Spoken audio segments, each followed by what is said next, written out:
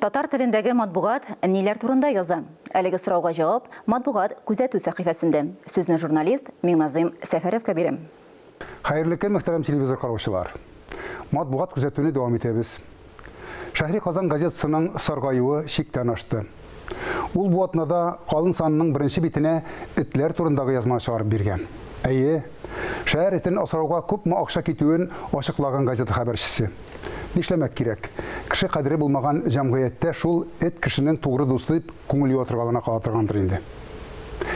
Нишләргә соң дигән сорауга Мәдәни җомга газетасы үз-үзеңне җиңеп яшәр өчен рухи саулык кирәк, иң элек дигән шигъри юллар белән җавап биргән. Бу газетада һәрберебезгә рухи язык булырлык язмалар байтак. Шундыйлардан тарих фәннәре докторы Дамир Исхаковның җан авазы булып яңгыраган «Дастаннар да мәктәпләргә кайтсын» язмасы. Автор Татарстан мәктәпләрендә бүген халык дастаннарына урын бирелмәвенә сызланып яза. Укучыларга уйланырга урын калдыра торган икенче бер саллы язма «Борынгы бабаларыбыз кайдан» дип атала. Тагын бер күренекле галимебез, тарих фәннәре докторы Фаяз Хуҗин, икенче бер ылпатыбыз, профессор Марсель Бакировның фән өлкәсендә вакыйга булган яңа китабы белән таныштыра. Хәзер интернет аша нәрсә генә эшләмиләр? Танышалар, табышалар, табыш алалар, дәвалыйлар. Ватан Татарстан газетасы шуның соңгысы, читтән торып дәвалауның куркыныч яклары турында язарга булган. Онлайн даруларның нәрсәгә китереп чыгаруы турындагы язма күпләребезнең күзен ачар дип уйларга кирәк.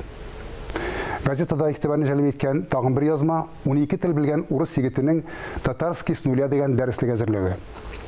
Яшь галимне Казандагы фәнни үзәккә эшкә чакырганнар икән.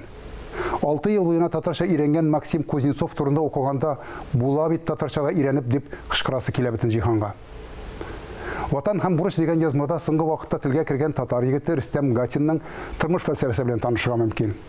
Ничек кенә булмасын, Донбасста авыр хәлдә калган кешеләрнең тамагын туйдыру эшенә тәвәккәлләгән Чаллы егетенең фикерләре хөрмәт уятырлык. Әлеге язма янәшәсендә гомере буе журналистика өлкәсендә эшләгән тагын бер ылпат шәхесебез, Асия Юнусованың да кыю, туры сүзләре күпләрнең күңеленә хуш килгәндер. Укудан, фикерләүдән һәм яхшылык эшләүдән тәм табып яшәргә язсайды дигән теләктә бүгенгә сезнең белән саубуллашам, исәнлектә күрешик.